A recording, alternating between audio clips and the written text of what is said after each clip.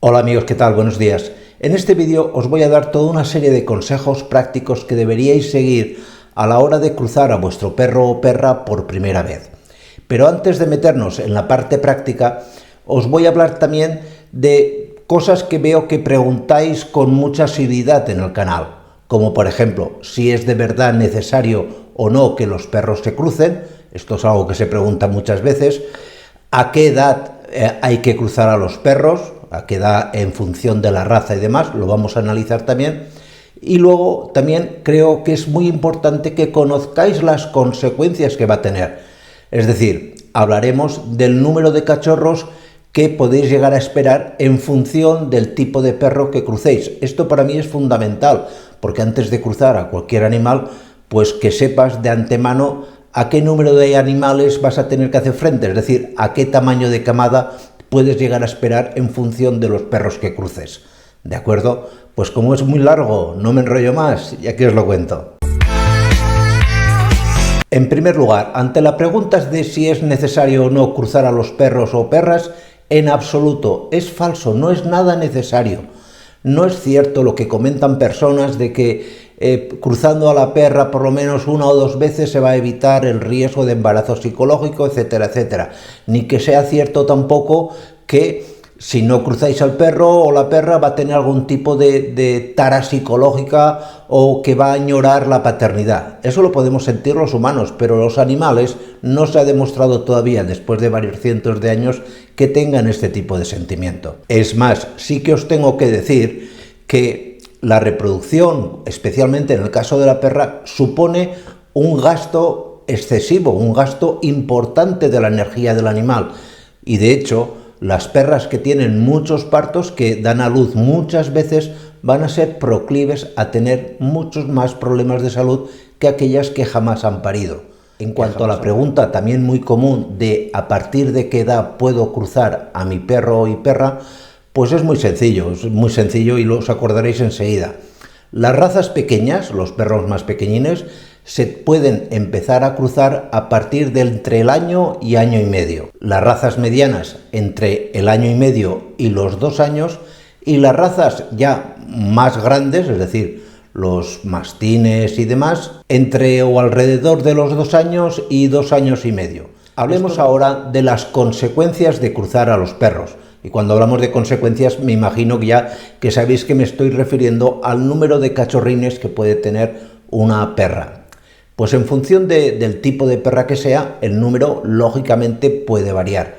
En las perritas toy, lo normal, lo más habitual es que se muevan entre tener 1 y 2 cachorros.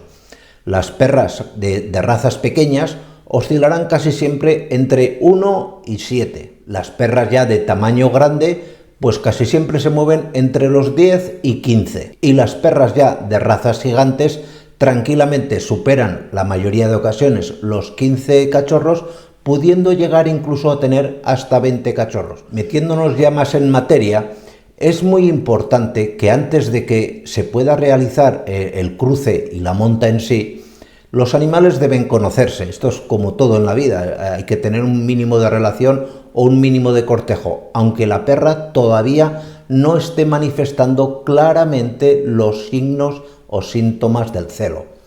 Para que tengáis claro cuáles son los signos y señales que va a tener vuestra perra del celo, hay toda una serie de fases que no vamos a analizar ahora, os las explico todas con mucho detalle en este vídeo.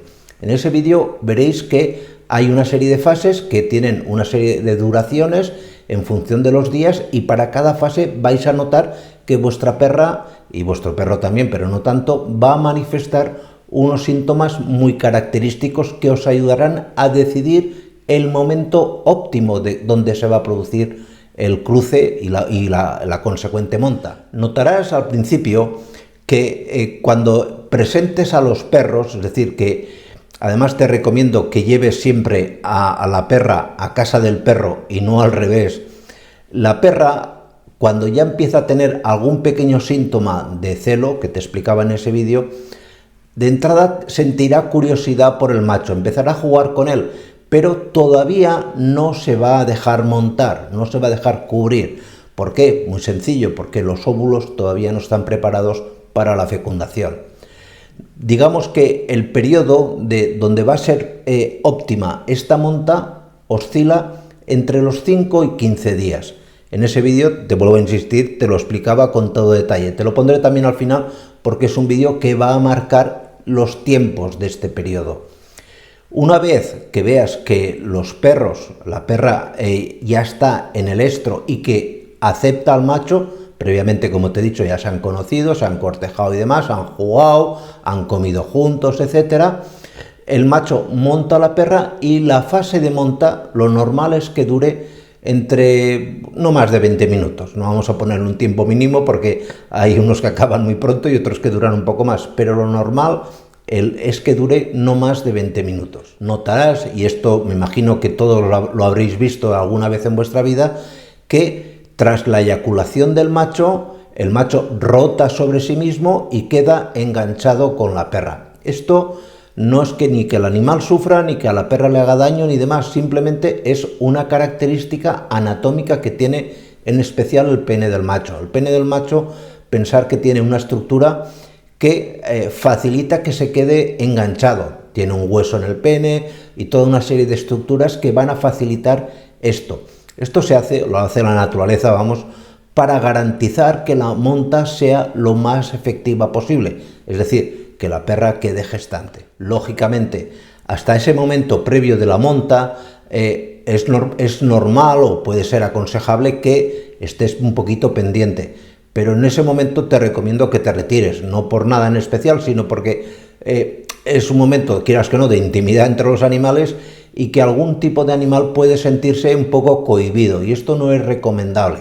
No es recomendable un poco para sus hijos, porque pueden asustarse, pueden notar algo raro y no ser fructuosa la cópula que vayan a tener. Ni se te ocurra, porque esto yo veo que hay gente que lo hace, que justo cuando ha terminado y los animales están enganchados, pues la gente, yo he llegado a ver casos de auténtico salvajismo. Tirarles agua, querer separarlos artificialmente estirando de un sitio y otro. No, esto se hace de forma natural. El pene irá disminuyendo su tamaño y el hueso se retraerá, se volverá a meter en donde tiene que meterse, en la cavidad abdominal, y no pasará nada. La desmonta, es decir, el proceso de bajarse de la perra y separarse completamente es natural. No necesita que participéis en nada, no va a ocurrir nada. La perra, al ser primeriza, pues quizás se quede un poquito asustada, porque es normal. El macho tampoco entenderá muy bien por qué se ha quedado enganchado cuando ha terminado. Pero no participes, porque lo único que vas a conseguir es que los animales se pongan más nerviosos y se pueda producir algún tipo de accidente. De cualquier manera, vuelvo a insistir, aquí os dejo una colección de vídeos explicándoos todo lo que es concerniente al ciclo sexual de la perra. Es importante que lo conozcáis y que sigáis lógicamente estos consejos. ¿De acuerdo? Pues nada más, muchísimas gracias y nos vemos en siguientes vídeos. Cuidaros mucho. Chao.